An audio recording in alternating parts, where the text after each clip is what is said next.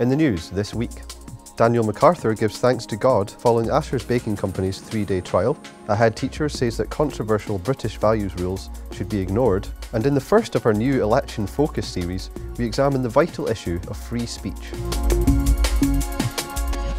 Hello, and welcome to this week's news bulletin from the Christian Institute.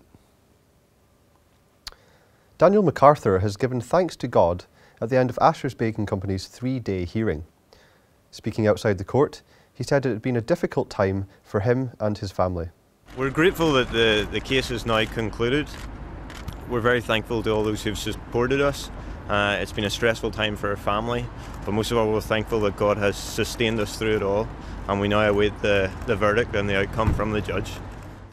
On the final day of the hearing, the family's QC said producing a pro-gay marriage campaign cake would have gone against their deeply held religious beliefs.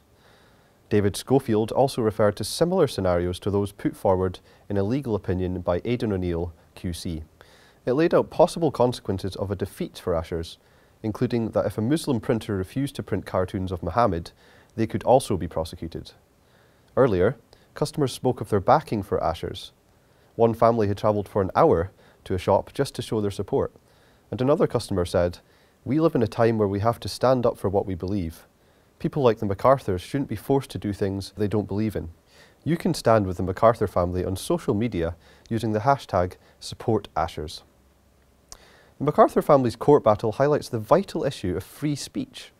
In our new election focus feature, free speech will be the first in a series of issues put under the spotlight in the run-up to the general election. Home Secretary Theresa May has committed a future Conservative government to cracking down on individuals who are said to spread hatred without breaking existing laws.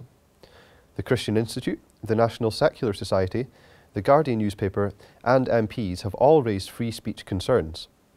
Here, Colin Hart, director of the Christian Institute, warns how EDOs could be misused against Christians.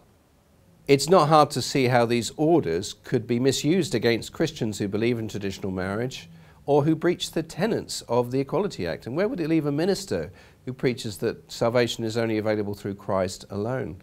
Alarmingly, these proposals are even worse than Labour's religious hatred bill or Section 5 of the Public Order Act.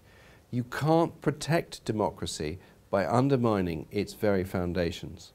Plans for extremism disruption orders were originally set out by the Home Secretary last year and have been restated in recent weeks. She's also proposing banning orders for extremist groups. May said she wants action to be taken against people who seek to spread, incite, promote or justify hatred against others. The banning orders, which would give the Home Secretary the power to put ASBO-style constraints on people who say unpleasant but lawful things, have been opposed by the Liberal Democrats.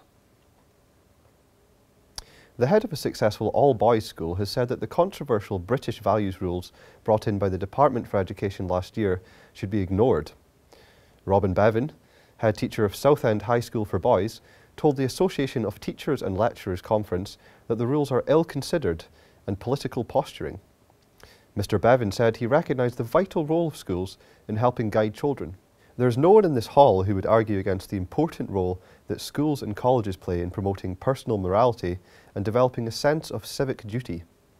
But he said that a broad and balanced curriculum has existed without controversy for many years, and it has been ample and effective. The head teacher said that he was particularly concerned about the approach taken by Ofsted inspectors when enforcing the new rules. He told journalists later there had already been cases of less skilled inspectors questioning students in a wholly inappropriate manner. Several major supermarkets have refused to stock Easter eggs, which feature pictures of the cross and a leaflet explaining the resurrection. According to the Meaningful Chocolate Company, Asda has never stocked their eggs, while Sainsbury's and the Co-op have dropped them after selling them last year. One supermarket is said to have asked the company what Easter has to do with the church. Former Archbishop Lord Carey said that he was saddened by the decision and the fact that most supermarkets stock eggs with no reference to Easter at all. By not offering an alternative to secular Easter eggs, they are actually undermining the real message of Easter. It saddens me because we are living in a land that is completely losing contact with its religious roots and is out of touch with the Christian message. David Marshall, the head of the Meaningful Chocolate Company, said that supermarkets appear biased. We do wonder at times if there's an anti-Christian agenda from some of our supermarkets who just keep turning it down. It is as if some feel Christianity is politically incorrect, or the Easter story, which mentions Jesus, might put people off.